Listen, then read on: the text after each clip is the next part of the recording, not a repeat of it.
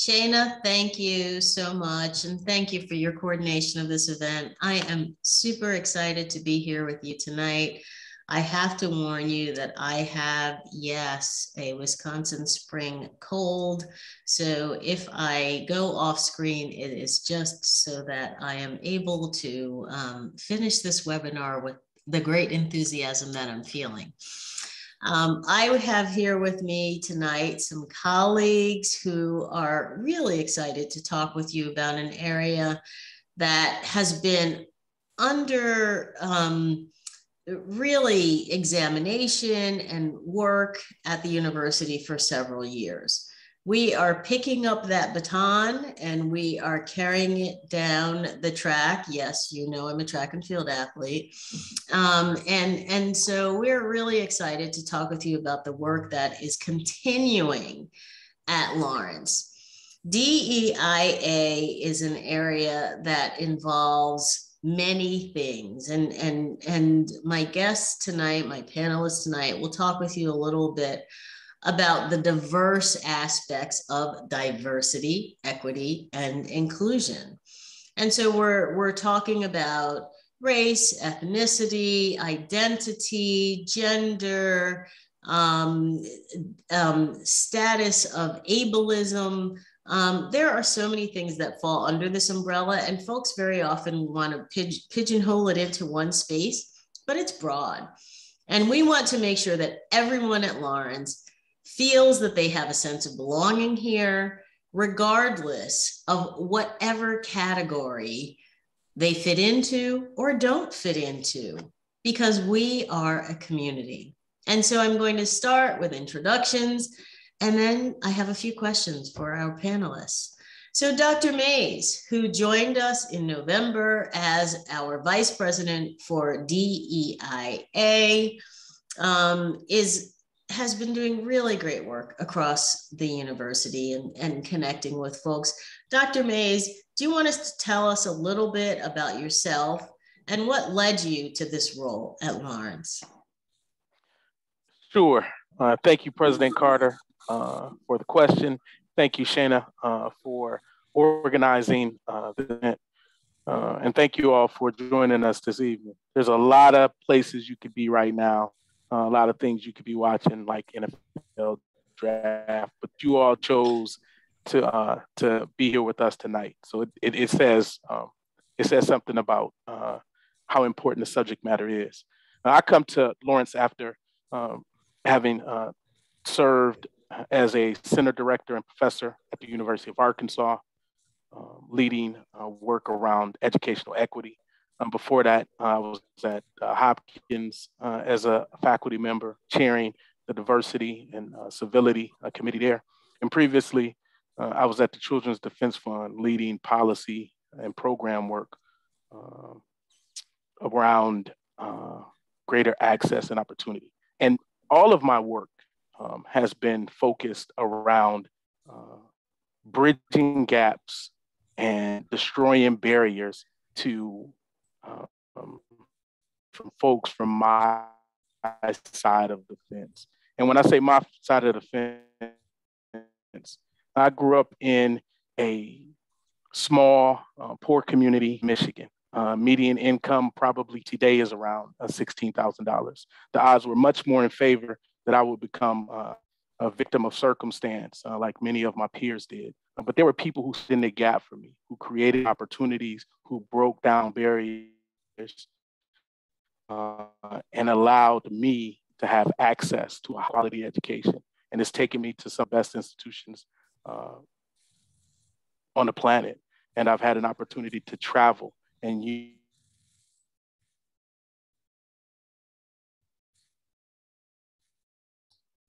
Dr. Mays, you're freezing up on us a little. So we're going to pause a little bit with you, Dr. Mays, because you have such a compelling story. And we're going to allow you to work on your internet connection while Dr. Kasser tells us a little bit about her Lawrence journey. She has been here for a few years, and I know has been integral in really trying to transform this space on campus. Connie? Yeah, thanks, President Carter, and thanks everybody for being here tonight. I've been at Lawrence for, this is my 6th year, and I teach in the religious studies department.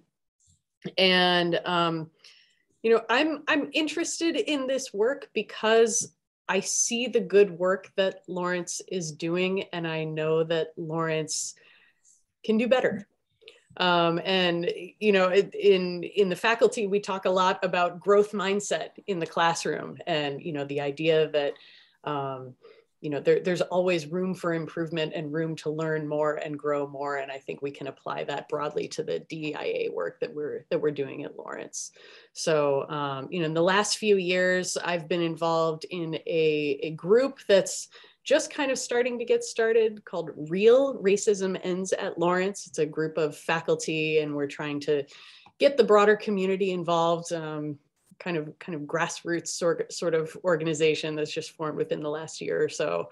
And then I've been involved with President Carter's guiding coalitions, and specifically co-chairing her, the guiding coalition on diversity, equity, inclusion, and anti-racism. And then I'm involved in some other things around campus. There's going to be a Humanities Institute funded by the National Endowment for the Humanities next year with a focus on anti-racism. And so I'm involved in some projects related to that as well. And so I'm really excited to be here and to talk about all of this. And I'm just excited to share with everybody some of the good work that we're doing, and also talk about some of the ways that we can be doing better work moving forward. Thank you, Connie. As Connie noted, she actually volunteered to co-lead our guiding coalition on DEIA.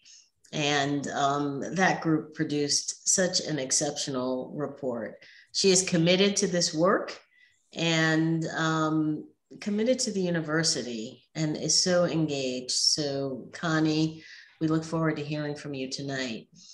And the newest member of our team here is Dr. Allison Vetter. Allison joins us after quite a long career in the area of Title IX. And anyone who's been paying attention to higher education knows that Title IX is a hot topic in higher ed. Allison is very experienced in this area and comes to Lawrence at a time when we really need someone who is committed to this work and committed to being on campus with our community. Allison has been so engaged since she arrived, and I want her to have the opportunity to introduce herself. Allison. Yeah, thank you very much, and thank you everyone for joining us. Yeah, I'm very new to Lawrence, so I think I've been here 2 months now. I'm a sociology professor originally, the first part of my career. And so I've taught sociology courses and then moved into compliance. And for about the last, not quite 8 years, I've been working in the area of Title IX, and just really found that this was an area that I really enjoy. It's rewarding. It can be difficult, but this can be a really tough process to navigate for students. And I feel that this is an area where I can, even when something's difficult, I can help them navigate what can be a complicated, confusing, sort of difficult process. I had been looking to get to Wisconsin in the area, and this opportunity came up, and every time I mentioned Lawrence University, I heard what a fabulous place it was and the reputation it had. So I'm very fortunate to be here and continue to do the work that I love. Thank you, Allison. And what she didn't tell you is she was anxious to get here because her husband is an executive with a company in the area. And she came highly recommended from some executives in the Fox Valley region who know of her work and thought she would be a great addition to Lawrence, and she absolutely is. I think that Dr. Mays is ready to finish telling us his story. So Dr. Mays, I'm going to turn back to you. Well, President Carter and panelists and audience, I am traveling. I am at my alma mater giving a commencement speech this weekend. And I'm at a hotel and I can't guarantee the quality of our internet connection. So I will do my best, but please let me know if there's a connection problem. But I come to this work attempting to replicate the kinds of supports that were provided to me. All right, I had people on barriers, and every job that I've taken, I've attempted to replicate what was provided to me. And I understood as I began to study how my neighborhood became the neighborhood that it was because of the institutional factors around race, around class, that created these environments that not enough people escape. And it's unfortunate that I have to think about it as escape, but these are sometimes environments that have been constructed based on race, and they've created really difficult schools, really difficult neighborhoods, unsafe environments. And so an opportunity to come to Lawrence to lead this kind of work from at an institutional level, to make impact, to open opportunities for students, to make it diverse, to make it more inclusive, more equitable. And the timing was important because President Carter's tenure, internet still good? President Carter's tenure is just beginning. A great time to be a part of the inception of some time for change. It's a heavy lift. However, I wanted to be a part of the new administration, and I joined President Carter and the cabinet to help move the needle forward in this work. Dr. Mays, we are so thrilled that you are here, and we, to be honored by your alma mater, to be able to present the commencement address, we're so proud of you and grateful for your being able to kind of bridge that honor with being here tonight. You're breaking up a little bit, so we will be jumping in and out just to make sure that you can be heard. But we're so grateful that we're able to do this. So I'm going to turn to Connie and ask Connie. You talked about the work that has to be done. So I'd like to hear your impressions on, you've been here for 6 years now, on the work, and I know there's been so much work that's ongoing, and the community has been so engaged in this work. So if you can talk a little about the work that you've been engaged with across the university, and then what's left to do, because some people may say, we're good. Oh, that's a big question, a big set of questions. One thing I'll say that I really noticed just, coming in. So I came in to Lawrence in the fall of 2016. So right before the 2016 presidential election.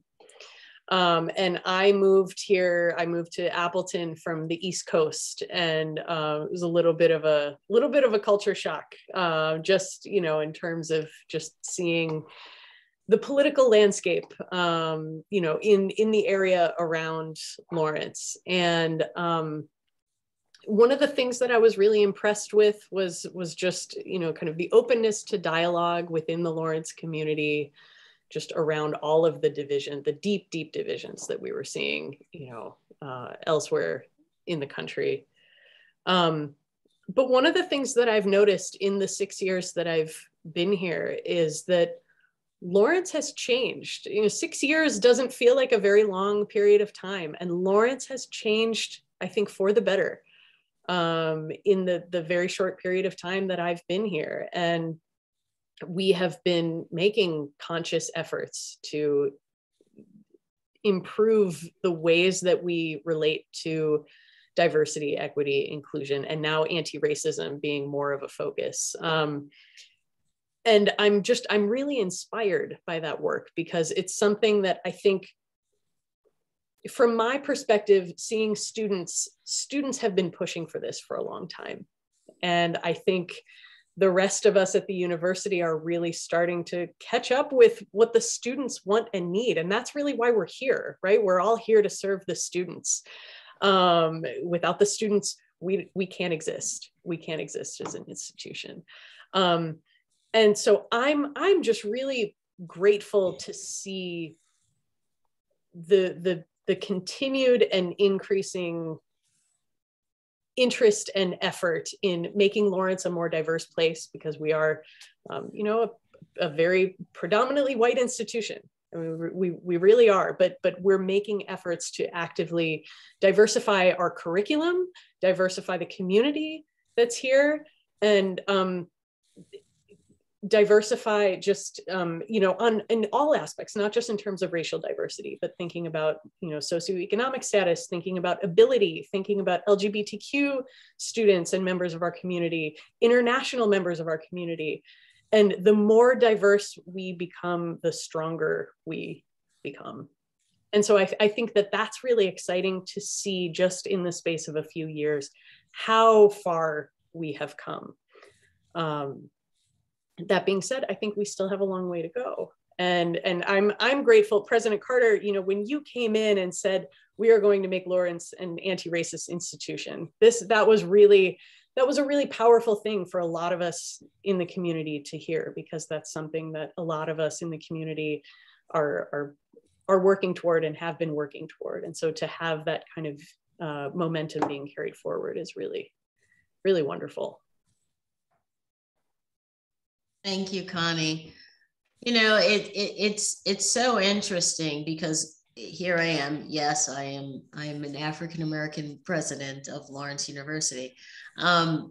Yet I came in with this very broad thinking about the university, understanding that diversity had to be a part of that. And there was this enthusiastic group of faculty called REAL that Connie is a part of. And they keep us honest. They're really focused on ending racism at Lawrence, and it's really quite remarkable. And one of them is actually someone who was a student at Juilliard when I was there. So it's the kind of this great kind of, I don't know, collision of life that Ann Ellsworth, who is one of she's our French horn professor, is part of REAL. And the passion and enthusiasm of this group, which is really comprised primarily of non-people of color, is really quite remarkable. Connie, do you want to talk a little about REAL? Sure. Yeah, and it is. It's a handful of faculty. The vast majority of us are white, but this really happened, and I got involved with it because I was a horn player back in high school, and I started talking with Anne, and she very kindly offered to give me some horn lessons during the pandemic. And that was kind of how we started connecting over all of this. But just a testament to the liberal arts and Lawrence in general. But a handful of faculty from across the conservatory and the college.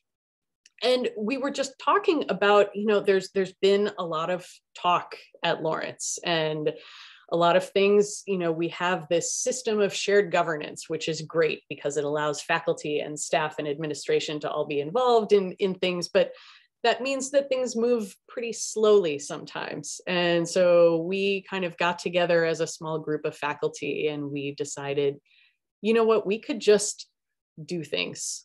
We could just make things happen ourselves. And so we've started getting together And we meet over Zoom for, I don't know, there's maybe 8 or 10 of us kind of formally involved. And we meet over Zoom for 30 minutes once a week, just to kind of check in and see, you know, what's going on campus? What do students need? What are we hearing? You know, like, who are we talking to? What are things that are happening? And, you know, so, and we started just realizing that one of the things that needs to happen, and we've heard this from students of color, especially at Lawrence, is that students of color don't know who their allies are, especially who their white allies are. And you know, they have expressed to some of us that they're like, I don't know who I can talk to. I don't know who I can feel safe with. And we realized that, you know, especially among the white faculty, you know, there are a lot of us, and we want to be able to support all of the students who are here. And so we started just making our presence known on campus and just showing up. You know, there was President Carter, right around the time when you first arrived here, there was couple of racist incidents that happened around campus. And, you know, a group of us from Real, we just said, okay, you know what, we're going to show up. We're going to stand on College Avenue. We're going to be in our regalia. We're going to have signs that just say, we support students of color. And we're just going to be here and make ourselves known and be a presence. And that has kind of turned into some semi-regular kind of ongoing just times during the week where we will just show up and just be outside, you know. And we have a dance professor, we have conservatory professors, and they play music, and they, you know, we just kind of make our presence known. And I think, you know, so far that's been, I think, the biggest thing, just making ourselves available and making ourselves a visible presence on campus.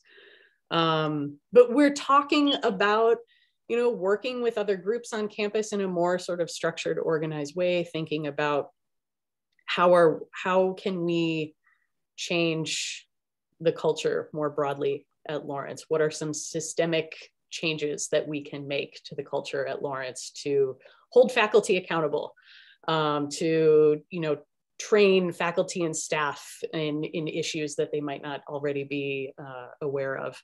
So, you know, we're still a relatively new group, but we're really trying to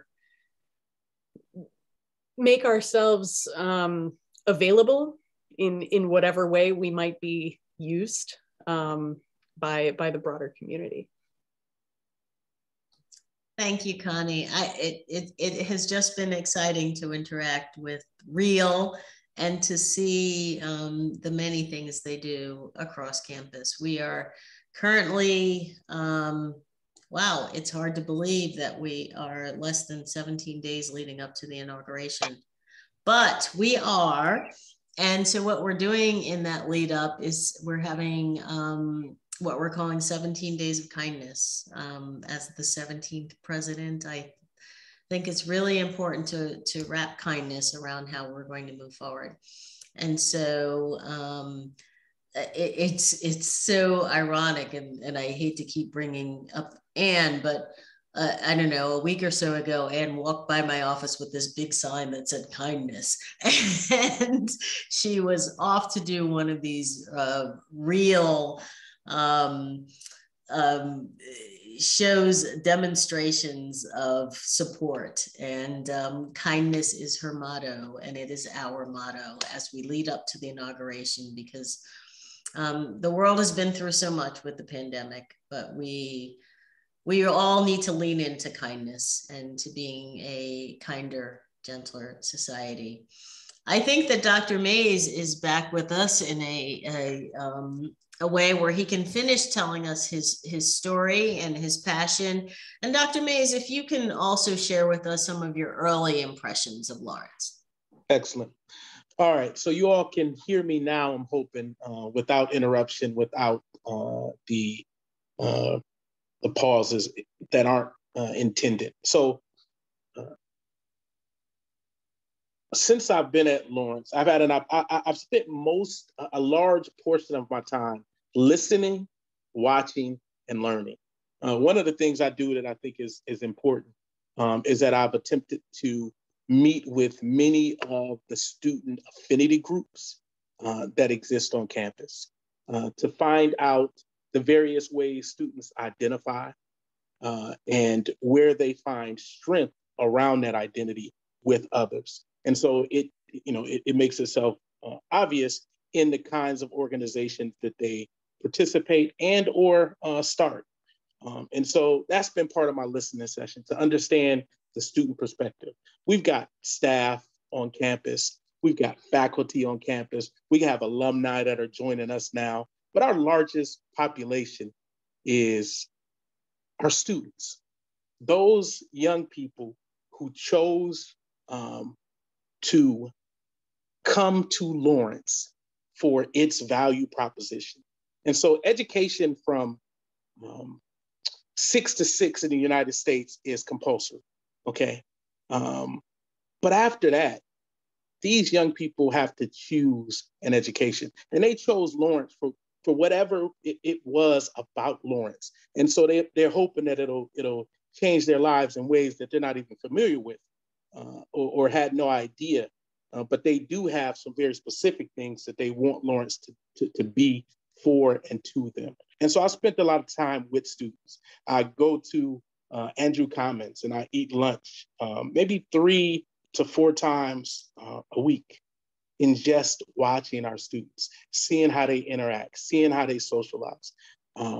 I've done document reviews. I've looked at what students have demanded of Lawrence University, going as far back from the 1960s to 2022, because we, as recent as last week, we had students gathering and asking Lawrence to be more equitable, to be a safer environment for them. And so I listened to the students. And so I've spent a lot of time engaging, listening, and learning with students, reviewing documents. A lot of those come from students, meeting with faculty, various faculty and staff groups. So as the chair of the President's Committee on Diversity Affairs, we have affinity groups that our employees, staff and faculty are a part of. And so listening to what those concerns are for them, to get an understanding on who Lawrence has been, who Lawrence currently is now, before discussing and crafting what Lawrence can be, all right, when we think about it being a brighter place. And so those are some of the data points. Reading a report from the Guiding Coalition that Connie had a chance to co-chair, attendance, the President's Ball, and those kinds of events, casino night with the students, attending brother to brother student meetings and posse events. And so my earlier impressions is that a place like Lawrence with such a small student population of 1,400 to 1,500 has the potential to really make an impact in the lives of those students, because it is a place where they come and they stay, like they live together, they learn together, they eat together, and they grow together. And so this small community of 200 plus faculty, 300 some staff, and 1,500 students really can be a community of practice that moves the needle around diversity, equity, inclusion, and anti-racism.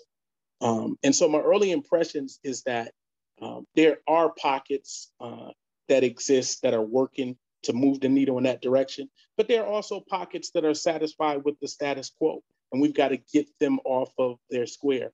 I don't know why they don't necessarily want to move. I know in leadership work that I've been exposed to is that people may fear, we think they fear change, but actually they fear potential loss of what they have, because they don't know what they'll get. But I can tell you, as we create more opportunity for a more diverse student body, because the students are more and more diverse in K through 12. Currently, if you look at the demographics that exist in K through 12, the majority of students are students of color. And so that when we talk about improving the students. So when we talk about recruiting students and increasing the top of the funnel, and for people that aren't in the admissions world, the top of the funnel are the number of students that apply. We're really talking about a more diverse than the history, than 175 year history of the university. And so we've got to ensure that the model that we have meets the needs of those students. And so those people that may be resistant to that change have to realize that it is in our best interest as an institution to adapt our model to a change in demographic. So those, President Carter, those have been some of my initial observations. I think there's great opportunity. I think there is, again, being the size that we are, we can move nimbly with enough people who are concerned, who are dedicated, who are passionate. If we can get those people to pull along some of those other people who are standing on those squares, who've been there for a very long time, I think we'll be able to move swiftly to create the kind of place where our students feel welcome and safe. They have a greater sense of belonging. It is much more diverse. That's going to happen regardless. But will we be able to retain those diverse students? Will they then pour back into Lawrence as alumni? I met with the Lawrence Alumni Association over the weekend. And one of the things I shared was that universities, I learned this when I worked for the Alumni Association, one of my early jobs while I was in grad school at the University of Michigan. Universities don't admit students, they admit alumni. And that's an important perspective. And how we treat them will then, it'll show up in the ways that they connect and engage while they're here and when they leave. So. You are absolutely correct, Dr. Mays. Students having a sense of belonging is really something that matters to their ability to be successful at the university and how they feel about it moving forward.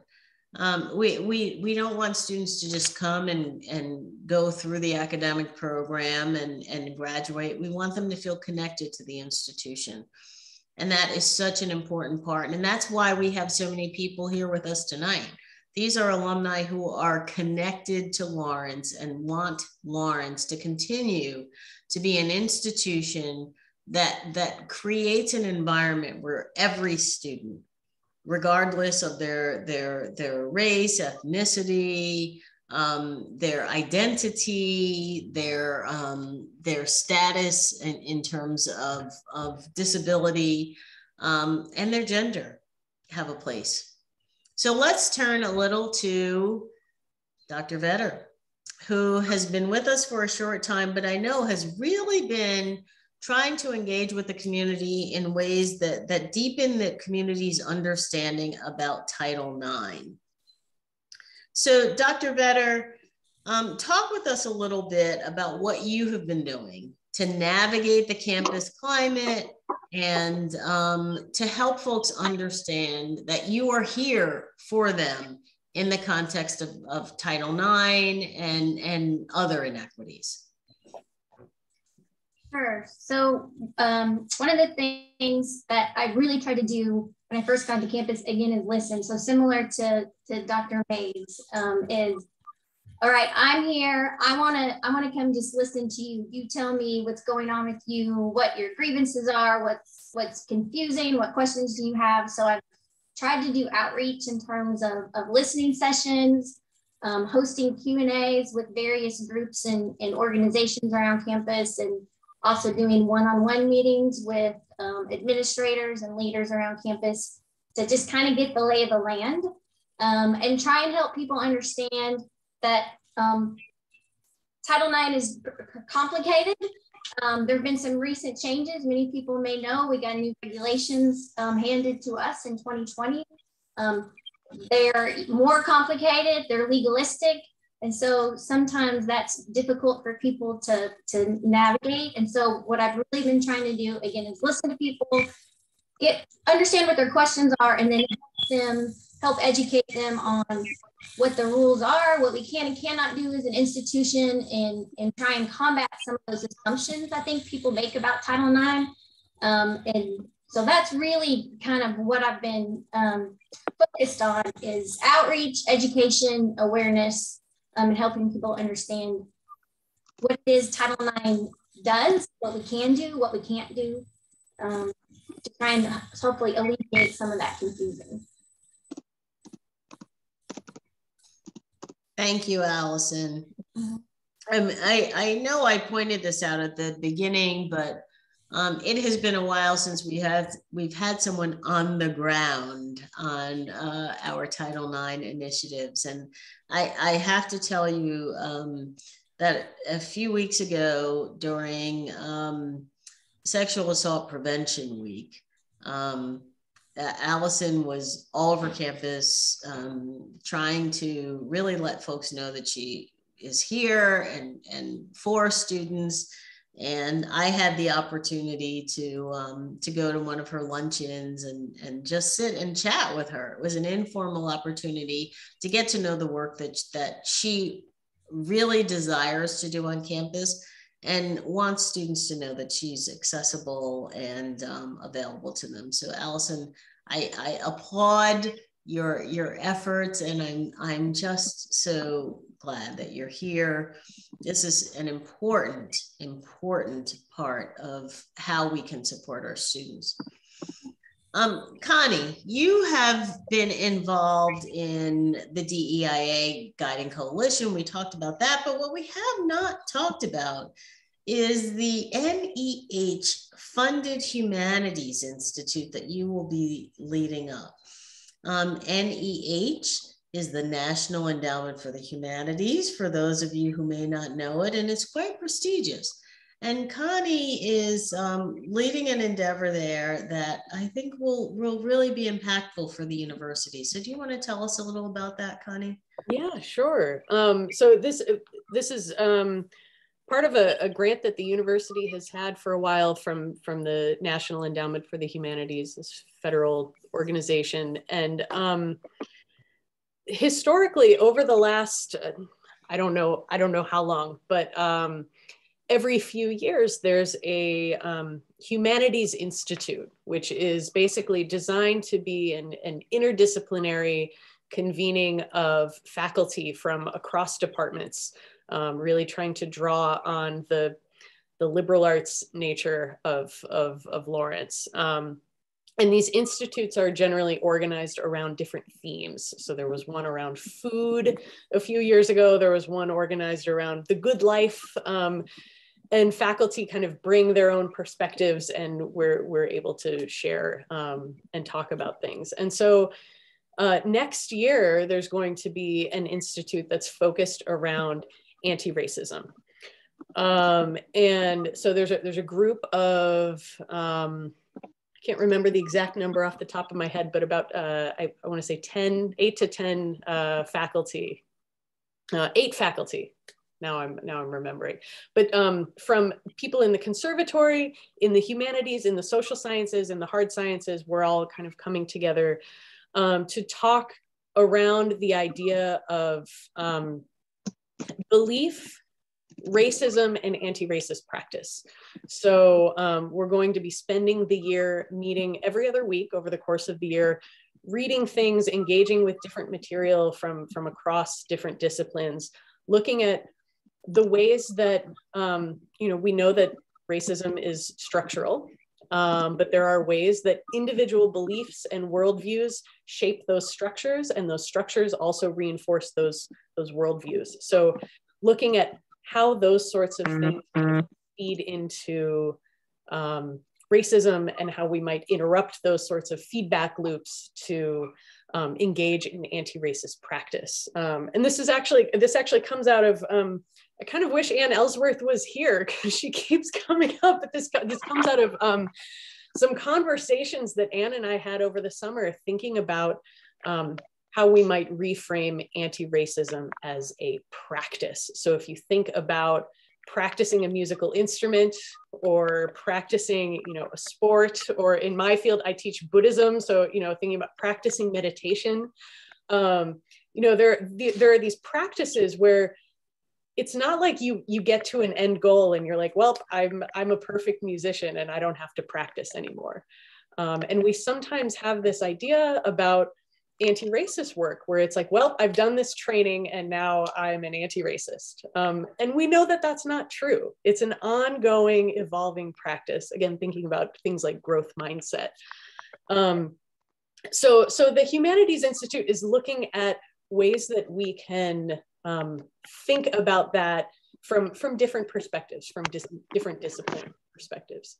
And so along with that, we're involved in a couple of searches, trying to hire a postdoctoral fellow and a pre-doctoral fellow who will come and help diversify our curriculum at Lawrence, thinking about teaching things that we don't currently offer at Lawrence, and trying to figure out ways to really bring diversity into the academic realm in particular.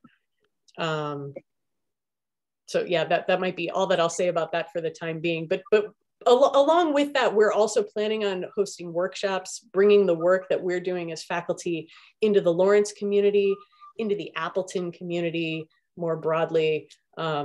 Having this money from the National Endowment for the Humanities, we really want to be as ambitious as we can with this grant and really spend the money that we have in good ways to engage not just the small handful of folks who are actively involved in this institute, but really bring the broader community in.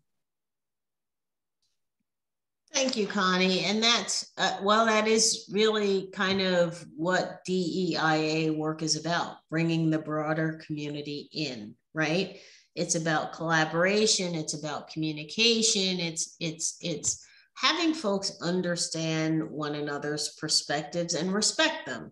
You don't necessarily have to embrace it or agree with it, but you certainly can learn how to respect it. And that's the work that we're doing here at Lawrence. And I could not be more excited about the opportunities that we have before us. There are so many students here at Lawrence who just want to be a part of this community in a larger way. And Dr. Mays and Dr. Kasser and Dr. Vetter are all committed to that, as am I, because no matter your status, whatever status that may be, everyone deserves to have a place and a sense of belonging in a community. And I can tell you, having been here now, almost through the end of this academic year, that this is a community that really allows you to do that. You can be who you want to be and be embraced. You can be respected. You can have a different opinion, and that's okay. So you know, when Connie talked about earlier the work that has been going on, it's so important for folks to understand that this is not a one-sided equation. This is a multi-sided equation. That diversity at Lawrence is really diverse. It is broad. It is divergent. We can appreciate, respect, and understand that everyone has a perspective that should be brought to the table. And the sense of belonging that we're trying to create here is really about just doing that. So I know we're running a little over time, and I know that Dr. Mays had some tech challenges, so we didn't get to hear from him a lot. But I want to get to some of the questions. But I want to sort of end this conversation by thanking my colleagues for being here, and I see Shana is ready to go, and I want to give Dr. Mays the opportunity to talk about some of the initiatives that are going on in a condensed way, because he has a lot of initiatives going on, so that Shana can then get to her questions. Dr. Mays. Yes. So I'll be brief in this, but I wanted to respond to a question that was posed around specific actions, policies that we're responding to. I can tell you one of the first things that I did upon arriving at Lawrence after talking with President Carter, was to identify and find Dr. Vetter and get an on-campus Title IX coordinator. I think it had been a year and a half since there was somebody on campus meeting the needs of students. That is based on the feedback that we've just received. So, and what we've been able to do in her brief tenure lets me know that that has made a huge impact on the student experience.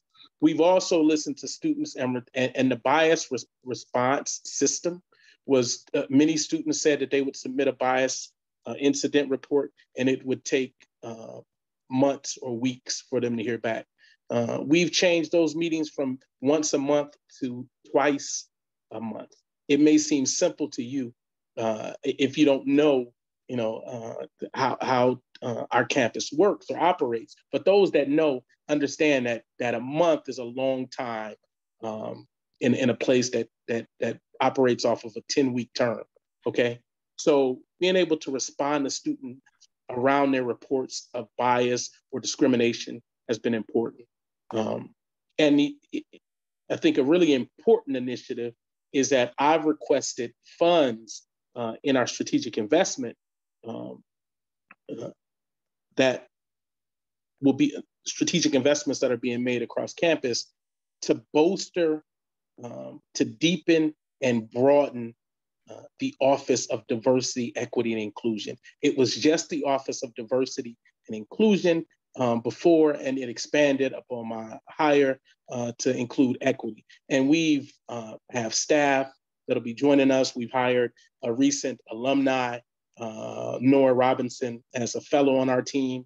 We are currently hiring a Director of Diversity, Equity, and Inclusion to deal with conflict resolution, mandatory trainings on campus, and student programming. So those are specific actions that we've taken, because if you take a look at an institution and you examine where it puts its money, you can understand what it considers as priorities. And so the fact that we now have a DEIA budget that allows us to have staff to be able to do the work, and it's not this one person shop that just works on the institutional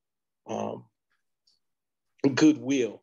Right? We actually have people and resources, and that makes a huge difference. And so those are specific things that are happening as it relates to diversity, equity, and inclusion that are impacting our community. Thank you, Dr. Mays. Now I'm going to turn to Shana, who I know, Shana, we've taken a lot of time, so we don't have a lot of time for questions.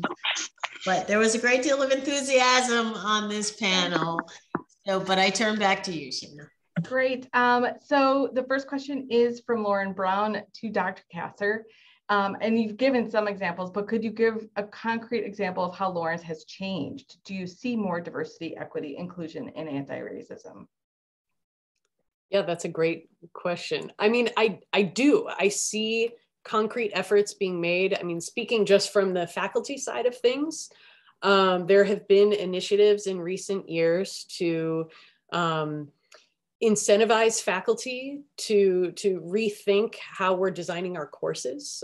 So we have these inclusive pedagogy grants where small grants are given to faculty who are working on making their curricula more inclusive, and more inclusive in a very broad sense. So whether that's working on changing how you present material or the kind of material you present.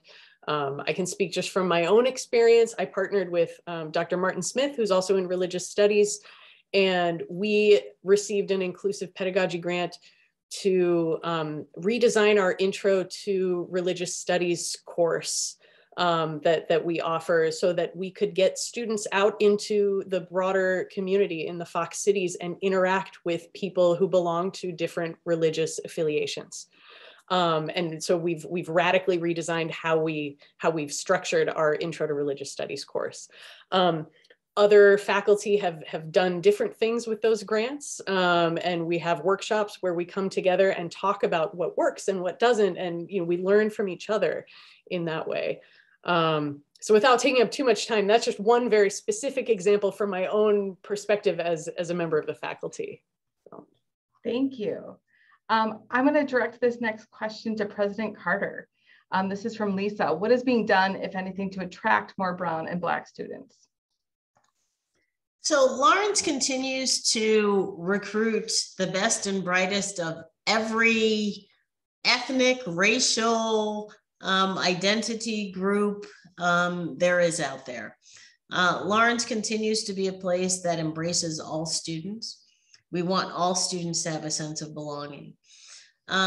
What we have learned is that we need to broaden our recruiting efforts, and we are doing a lot of work on that right now to broaden recruiting efforts. As Dr. Mays pointed out, we understand that there is a shifting demographic in the United States. And so we're responding to that. We're responding to that in a variety of ways by really kind of reaching out to different communities, but also to talking with communities in different ways. We're also creating cohort programs so that students have a stronger sense of belonging on campus. I think we talked in one of our earlier sessions about the new AVP for retention. So we have the recruitment efforts, but we also have retention efforts that are really targeted to specific groups of students. So Lawrence is looking very specifically at who our students are and how we can make sure they are successful during their Lawrence journey. It's an exciting time. It really is. Thank you. I'm going to jump around a little bit. I'm going to toss this to Dr. Vetter.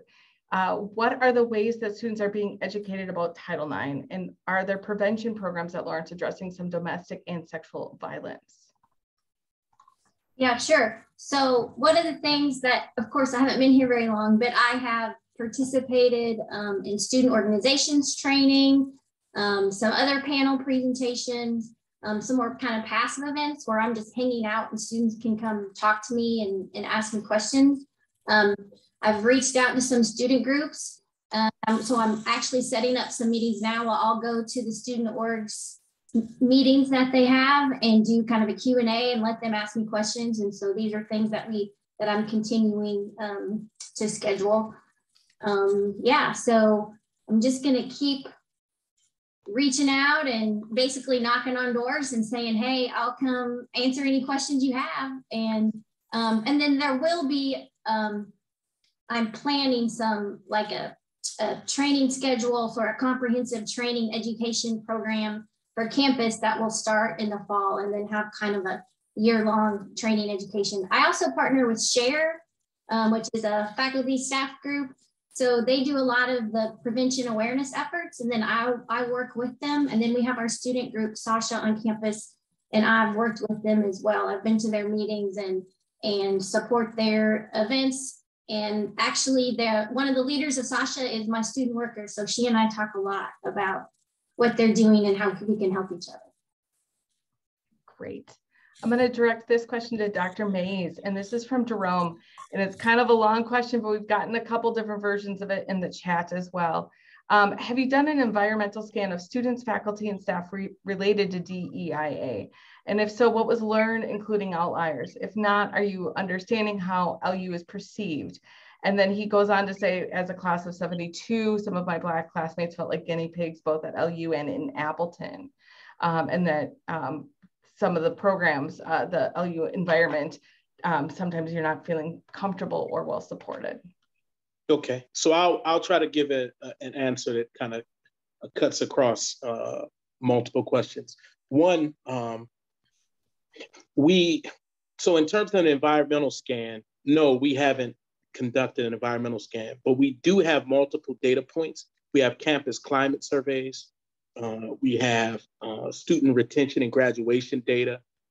We have the Guiding Coalition's Diversity, Equity, and Inclusion assessment / audit that they conducted. And we're planning to do a more robust audit in the fall that uses those data points that I shared in addition to some focus groups with students, and the HHMI, which is the Howard Hughes Medical Institute belongingness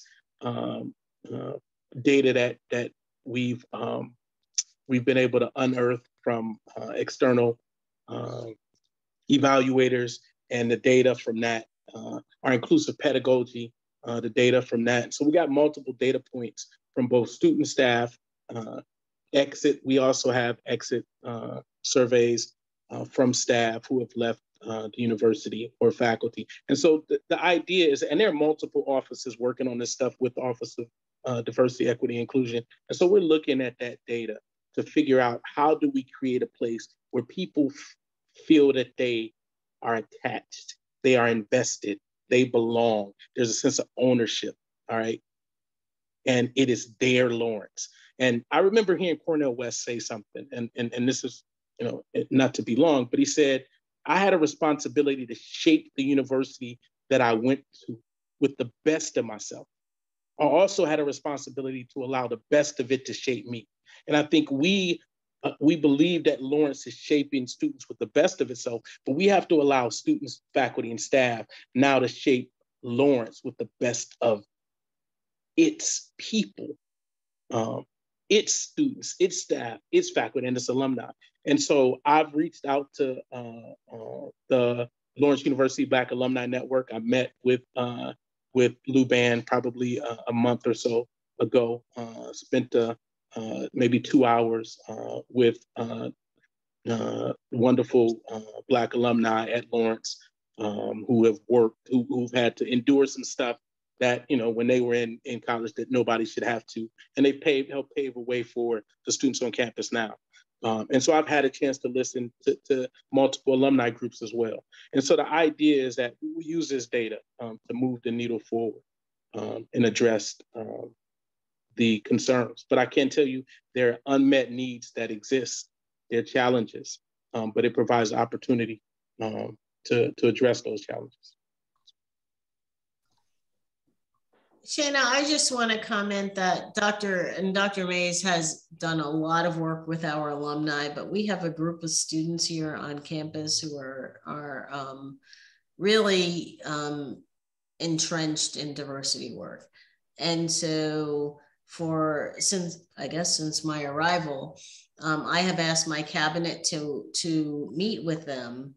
And we have these listening sessions once a term with our CODA students. And these are the students who are leaders of diverse organizations across campus. And we spend several hours with them, hearing their concerns and responding to them, but most importantly, using them to create a landscape that will provide a better future for all students at Lawrence. And these are students from organizations that include the LGBTQ organization, the Black Student Union, the Diverse Student Organization, the Latin Student Organization. This is a very broad-based group of students. And from my perspective, it is so important for us to hear directly from our students who are having a current experience and how we can improve that experience. And so the work is not done. And you know what? It's never going to be done, because there will always be groups of students who need a stronger sense of belonging. And it's our responsibility to respond to them, to hear them. And we're doing that work, but we're doing it in a way that is in the context of a really broad and strong liberal arts education. We want our students to be prepared for life after Lawrence. And that's our goal here. Well, that seems like the perfect place to stop. Thank you all. Dr. Eric Mays, Dr. Allison Vetter, Dr. Connie Kasser, and President Lori Carter for being panelists today. We're getting a lot of thanks from our alumni in the chat, so be sure to check that out before you leave. I want to thank everybody for attending our Brighter Together virtual events as a way to introduce these initiatives to our alumni and create awareness for some of the initiatives and priorities that are happening here at your alma mater. And I want to do one last plug for the inauguration of President Lori Carter on Friday, May 13th at 7 p.m. in the Lawrence Memorial Chapel or via live stream. And so with that, until next time, continue to learn, continue to lead, continue to be the Laurentians that you are, and be the light. Thank you all so much for attending and participating. And thank you to all of the panelists for your extraordinary work. And thank you, Shana. Thank you. Good night. Good night.